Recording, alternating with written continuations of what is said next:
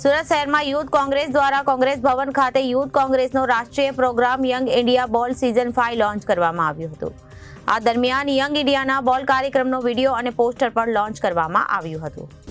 સુરત શહેર યુવા કોંગ્રેસના પ્રમુખ મેહુલ રાયકાએ જણાવ્યું કે ભાજપે બેરોજગારી દૂર કરવા દર વર્ષે 2 કરોડ નોકરી આપવાનું વચન આપ્યું હતું, પરંતુ વાસ્તવિકતા એ છે કે છેલ્લા દાયકામાં મોદી સરકાર 2014 સત્તામાં આવી ત્યારથી નોકરી માટે અરજી કરનારા ઉમેદવારોમાંથી માત્ર 0.3% સરકારી નોકરી મળી છે। જી હા, એટલે કે દર 1000 અરજદારોમાંથી માત્ર 3 લોકોની કાયમી સરકારી નોકરી મળી હતી।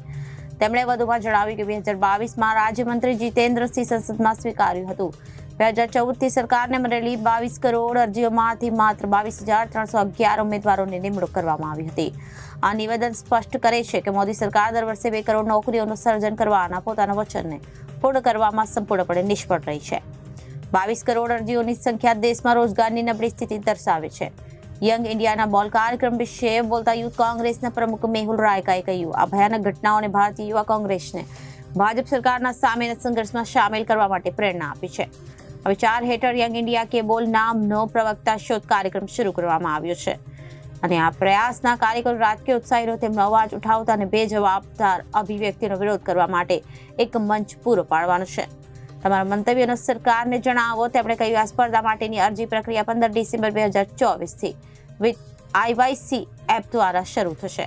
રસ ધરાવતા સહભાગીઓ બંને મુદ્દાઓ પર તેમના વિડીયો સબમિટ કરવાના રહેશે। આ કાર્યક્રમના સહભાગીઓને રાજ્ય અને રાષ્ટ્રીય સ્તરે આમંત્રિત કરવામાં આવશે। યંગ ઇન્ડિયા કેબોલ સુરત શહેર યુવા કોંગ્રેસના પ્રમુખ મેહુલ રાયકાએ જણાવ્યું કે દેશભરના યુવાનો માટે તેમના વિચારો વ્યક્ત કરવા અમારી સાથે જોડાવા માટેનું પ્લેટફોર્મ છે। આ મંચમાં યુવાનો બેરોજગારી સામે પોતાનો મંતવ્ય રજૂ કરશે અને કેટલું દુઃખદાયક છે કે આત્મહત્યાનો દર વસ્તી વૃદ્ધિ આગળ વધતા નીકળી ગયો છે। એક ષડયંત્ર હેઠળ યુવાનોને નશામાં ધકેલવામાં આવી રહ્યા છે। યુવક હોશમાં હશે તો નોકરી માંગશે, તેની સાથે નશામાં ધકેલી દેવાનું ષડયંત્ર રચવામાં આવી રહ્યું છે। તેમણે દેશના યુવાનોને અપીલ કરતા કહ્યું કે તેઓ પોતાના જીવ ન ગુમાવે, તેમજ જે રીતે તે કરે છે તે યુથ કોંગ્રેસ ખુલ્લા દિલે તમારા માટે પ્રતિબદ્ધ છે। આ દરમિયાન યંગ ઇન્ડિયાના બોલ કાર્યક્રમનો વિડીયો અને પોસ્ટર પણ લોન્ચ કરવામાં આવ્યું હતું અને આ પ્રસંગે સુરત શહેર યુવા કોંગ્રેસના કાર્યકર્તા ઉપસ્થિત રહ્યા હતા। આજ રોજ સુરત શહેર યુવક કોંગ્રેસ દ્વારા એક પ્રેસ કોન્ફરન્સ રાખવામાં આવી છે। આ પ્રેસ કોન્ફરન્સની અંદર યંગ ઇન્ડિયા બોલના કાર્યક્રમનું પોસ્ટર અને વિડીયોનું લોન્ચ કરવામાં આવ્યું છે। સિઝન 5 યંગ ઇન્ડિયા કે બોલ આ એક ભારતીય યુવક કોંગ્રેસનું એક પ્લેટફોર્મ છે જે આપણા દેશની અંદર હાલ જે હાલાત છે એ હાલાતને લગતા જેટલા પણ પ્રશ્નો છે જેના માટે અમારા માનનીય નેતા શ્રી રાહુલ ગાંધીજી એમની વિચારધારા હેઠળ યંગ ઇન્ડિયા કે બોલ એક દરેક યુવાઓના ભારત દેશના દરેક રાજ્યના દરેક ખૂણા વિસ્તારો શહેરોમાંથી તાલુકે જિલ્લે દરેક જગ્યાએથી જે પણ યુવાઓ અત્યારે આજના માહોલમાં જે સામનો કરી રહ્યા છે એ દરેક યુવાઓને એક મોકો મળે, એ દરેક યુવાઓનો બોલવાનો અધિકાર છે। ભારત દેશ લોકશાહી દેશ છે।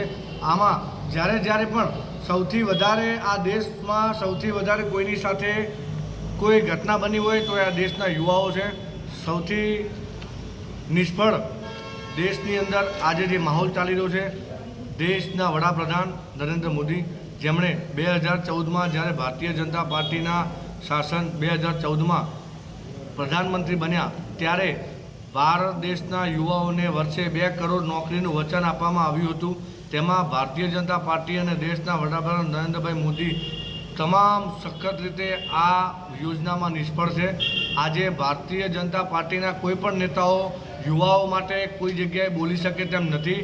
આજના યુવાઓને નશામાં ધકેલવામાં આવી રહ્યા છે, ત્યારે ભારતીય યુવક કોંગ્રેસ અને કોંગ્રેસના નેતા રાહુલ ગાંધીની એક વિચારધારા છે કે આજે દેશની અંદર જે હાલાત ચાલી રહ્યા છે, દેશના યુવાઓ સાથે જે અન્યાય થઈ રહ્યો છે, એના માટે દેશના યુવાઓ આજે બહાર આવીને બોલે, એના માટે યંગ ઇન્ડિયા બોલનું એક પ્લેટફોર્મ ઊભું કરવામાં આવ્યું છે। એનું આજે સુરત શહેર યુવક કોંગ્રેસ દ્વારા પ્રેસ કોન્ફરન્સથી લોન્ચિંગ કરવામાં આવ્યું।